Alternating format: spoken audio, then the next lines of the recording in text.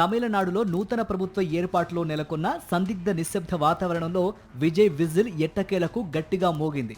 5 రోజులుగా కొనసాగుతున్న ఉత్కంఠకు తెరదించుతూ 5 పార్టీలు అందించిన మద్దతుతో చిట్ట చివరకు విజయ్ సారథ్యంలోని టీవీకే పార్టీ తొలిసారిగా తమిళనాడులో ప్రభుత్వాన్ని ఏర్పాటు చేయబోతోంది. దీంతో ఇవాళ ఉదయం 10 గంటలకు చెన్నైలోని నెహ్రూ ఇండోర్ స్టేడియంలో గవర్నర్ రాజేంద్ర విశ్వనాథ్ ఆర్లేకర్ సమక్షంలో విజయ్ ముఖ్యమంత్రిగా ప్రమాణం చేయనున్నారు.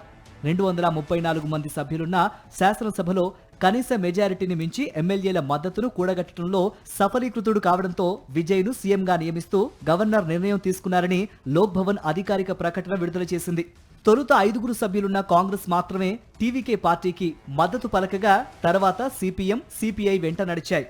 శనివారం విడుదలై చిరుతైగల్ కక్షి, ఇండియన్ యూనియన్ ముస్లిం లీగ్ సైతం కలిసి వస్తామని హామీ ఇవ్వడంతో 107 ఎమ్మెల్యేలున్న టీవీకే పార్టీకి మొత్తం బలం ఒకేసారి 120కి పెరిగింది.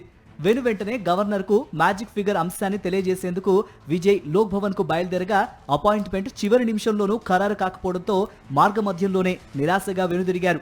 సాయంత్రం 6 గంటల తర్వాత గవర్నర్ నుంచి విజయ్ కు పిలుపు వచ్చింది.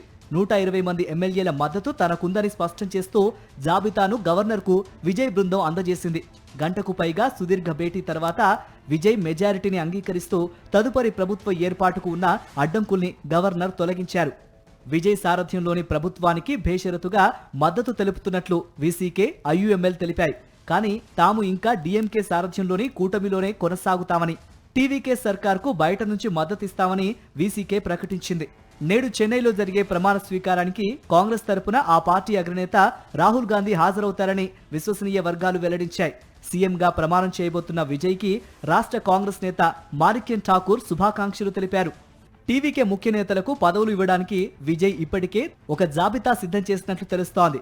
ప్రజా పరిపాలన, హోంశాఖ తన వద్ద అట్టిపెట్టుకుని పార్టీ కన్వీనర్ సెంగొట్టయ్యన్కు ప్రజా పనులు, పార్టీ ప్రధాన కార్యదర్శి బస్సి ఆనంద్కు మున్సిపల్ శాఖ, పార్టీ ప్రచార డిప్యూటీ ప్రధాన కార్యదర్శి ఆదవ్ అర్జునకు క్రీడలు, ఎక్సైజ్ శాఖ, పార్టీ సంయుక్త కార్యదర్శి సిటిఆర్ నిర్మల్ కుమార్కు విద్యుత్, పార్టీ ముఖ్య నేత అరుణ్ రాజ్కు రిజిస్ట్రేషన్లు, వాణిజ్య పనుల శాఖ, పార్టీ కోశాధికారి వెంకట్రామన్కు పాఠశాల విద్యాశాఖ, రాజమోహన్కు ఆది ద్రావిడ సంక్షేమం, ముస్తఫాకు మైనారిటీ సంక్షేమ శాఖ అప్పగించే విధంగా తొలి జాబితా సిద్ధమైనట్టుగా తమిళనాడు మీడియాలో వార్తలు చక్కర్లు కొడుతున్నాయి.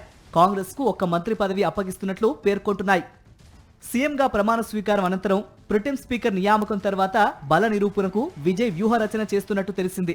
అంతకుముందు అమ్మ మక్కలు నెట్టిన కలగం ఏకైక ఎమ్మెల్యే ఎస్ కామరాజు సైతం తమకు మద్దతిస్తున్నారని టీవీకే తెలిపింది. ఆయన మద్దతిచ్చే లేఖ ఫోర్జరీది అని ఏఎంఎంకే చీఫ్ టీటీవీ దినకరన్ ఆరోపించారు. ఈ మేరకు గుండి పోలీస్ స్టేషన్లో ఫిర్యాదు చేశారు. దినకరన్ ఆరోపణల్ని టీవీకే కొట్టిపారేసింది.